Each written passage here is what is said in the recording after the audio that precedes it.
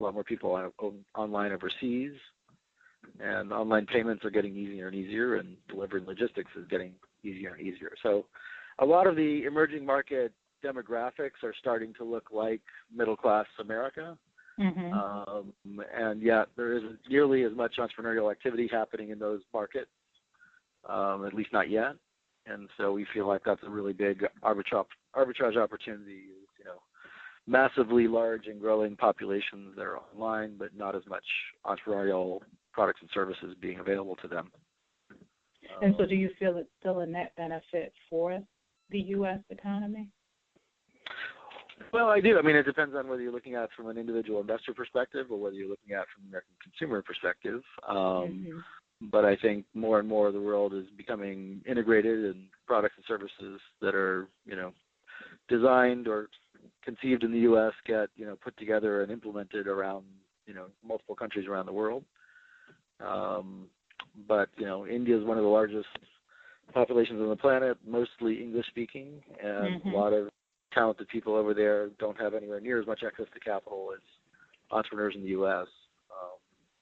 So, that's one of the places we're spending time. Like I said, other places are Latin America, particularly Mexico and Brazil, Southeast Asia, and, starting to look at Middle East and Africa. Those are new territories for us, but now starting to spend more time there. What would you say is your passion? I think trying to find talented people and giving them money. Okay. That's not a bad passion to have if you're a talented person who needs money. That's a good passion. To meet someone like you is a great opportunity. But I think we are looking to make money on that investment. And we want to see people who have not just good ideas but already have products and some customers. That's typically when we get involved. So, a lot of people ask me what do they think of their idea, and I really tell them, it doesn't really matter what I think. It matters what your customers think. And so if you don't have any customers, go get some. And then come back. Then give me a call, right? If you don't have any product, you better go build one first. So that's kind of where we get started with all this stuff, is telling them, we'd like to see your customers' reactions to your product and whether they're paying money with their pocketbooks before we kind of try and make any assessment as to what's going on. If you could point to any one, and I think you probably just alluded to it, but I want to drill down. If you could point to any one sort of mistake that entrepreneurs make, is there anything that you would point to before they're approaching you that they should get in order prior to calling someone who has a passion for investing? Yeah, I mean, I think for the stage of investing we're doing, like I said, we'd like to look at companies that have at least $5,000 to $10,000 a month in revenue, maybe up to $10,000 to $50,000 a month in revenue. Okay. We'd like to, we focus on software-based products and services, things that we build with software. They may be solving a very basic and mundane real-world problem, but we'd like to see an interesting way to scale up that business that's based on online marketing and platforms. So products that can be distributed to customers via search and social and mobile platforms, maybe video platforms. Those are kind of things we like. Things that make money that are fairly simple and solve problems for people. That sounds like a very Warren Buffett approach as well. He only invests in things that he understands, right? So that has to make sense. Yeah. Simple is good. Yeah. I mean, people kind of call what we're doing tech investing, but we actually want to really say it's really software applied to everyday problems, and whether those are consumer commerce problems, business productivity problems, family education, safety, security problems, are pretty straightforward, and most people, who looked at a company we funded would probably understand how it's relevant for them in their lives. Is there any one character trait that you have that you think you could point to say, that's one of the things that has helped me be the most successful? Stubborn insanity? I don't know. Well, speaking of insanity, why do you curse so damn much? I have to blame my mom for that one. That's all her fault. Yeah, I don't know. I think, I don't think I curse very fucking much. What do you mean? Not at all. Not at all. Maybe because I grew up on the wrong side of the tracks. my family is, I guess, ostensibly upper middle class, but we sort of feel a little bit blue collar in our approach to the world. Gotcha.